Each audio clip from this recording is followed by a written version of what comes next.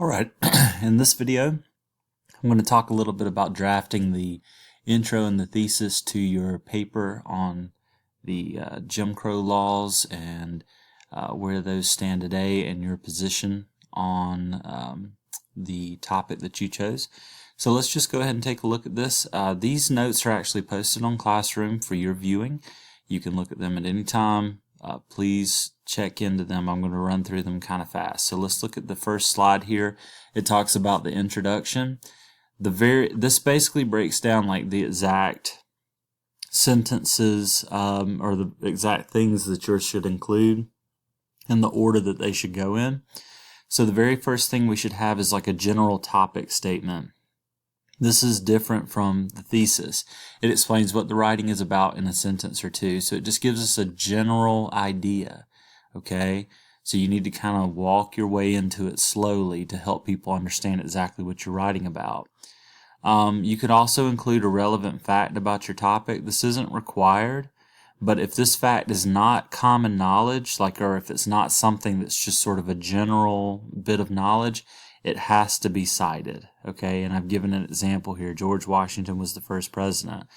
That's a fact, but everyone knows that really, so, or most everyone would, so it doesn't have to be cited. If it's something very specific or it's something that you got from your research or something you learned about in your research, even if you put it in your own words, it has to be cited correctly, okay? Then of course you would need to comment on that information, and that would be only your thoughts if you're going to include that. So again, if you're not citing anything or anything like that, that just wouldn't apply. And then the last sentence, let me say that again, the last sentence in your introduction should be the thesis statement. That is very, very important, okay? So this is what you should not include in your introduction. That's information that cannot be cited.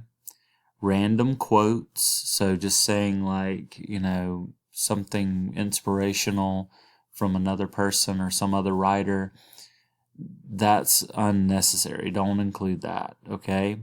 The words you, your, you are, like your, etc. No second person pronouns are allowed, okay? Leave those out.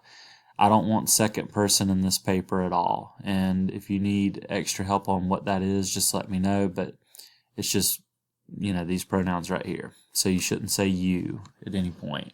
The phrases in this paper, in this essay, or I'm writing about, leave those out because I'm reading your paper, so I know it's in the paper. I know it's in the essay. I know you're writing. So I don't need you to remind me of those things. So just leave those out of there, okay?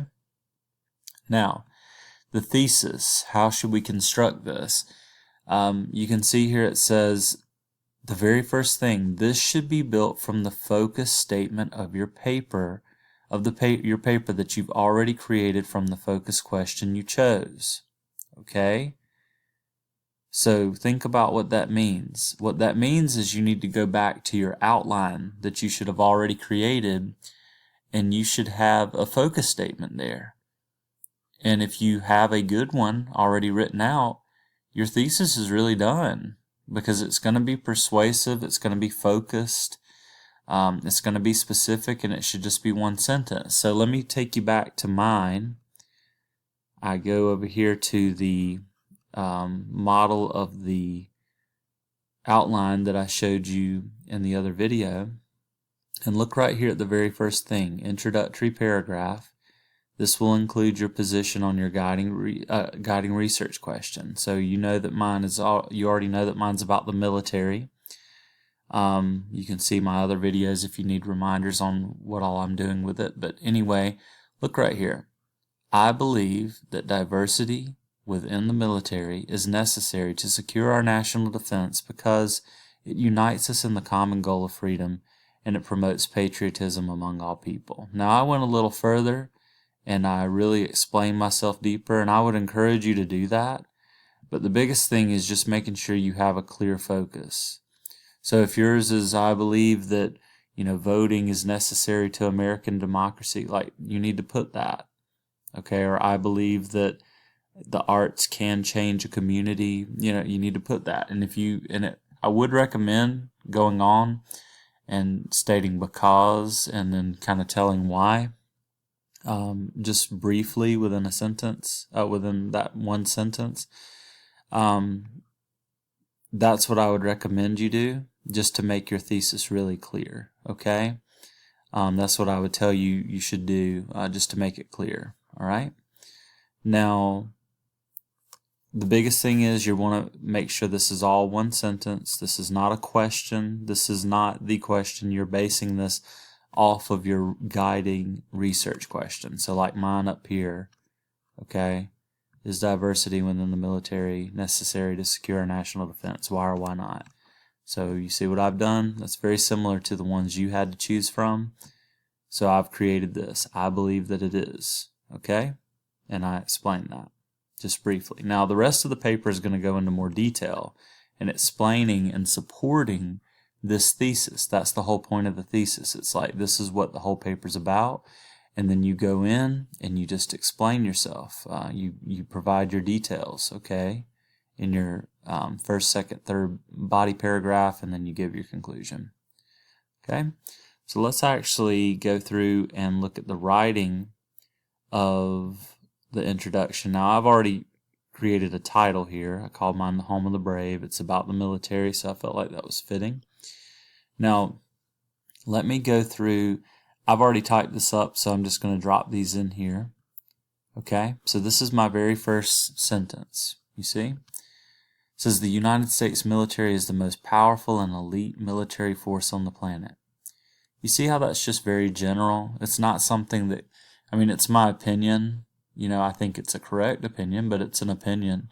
You know, it's just a general thought about the military. I don't mention Jim Crow or any of that because it's not time yet. All right, so I move forward. Despite its storied past, its history also contains sad reminders of the divisions that once split our nation for far too long. All right, I'm getting a little bit more specific now.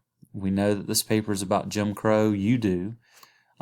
If your reader weren't familiar with it, he or she wouldn't know, but that's okay. We're getting to it, okay? That's how an introduction works. You're introducing the paper. Next couple of sentences here. Like many other traditional American institutions, segregation and Jim Crow laws, so I'm mentioning it now, had a role in our nation's military. Today, our military is a diverse organization and it's stronger for it. So I'm talking about the past, I'm talking about now, because that's what your paper is going to talk about. But again, I'm being very general. I'm not getting into my specifics yet, other than now I've mentioned the military and Jim Crow. Okay? So, last sentence in the intro. You see what it is? It's my thesis. Okay? It's this thing over here. I go back to my outline. See? So I just put this over here into my paper. And notice it's the last sentence in this paragraph. That's extremely important. Your entire paper is built off of this. You could imagine a paper being like a skyscraper, and you could have a wonderful, tall, fancy skyscraper, but if you don't have a foundation, okay, the thesis is the foundation for that skyscraper or any building you could imagine. The thesis is the foundation, like the foundation of a building.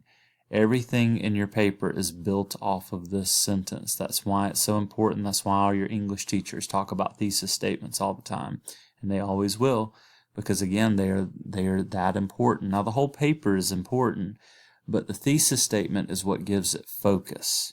That's the thing. It's the foundation. All right? So I believe that diversity within the military is necessary to secure our national defense because it unites us in the common goal of freedom and it promotes patriotism among all people. You see how that's very specific? It gives me the clear direction of where this paper is going, what's the significance of it. I now know what the position of the paper is, and I have a rough idea of where it's going from here. Okay? So in the next video, I'm going to talk about the body paragraphs. I'm just going to show you an example of one, and then I'll show you an example of a conclusion. And so just let me know if you have any questions. All right? Thank you.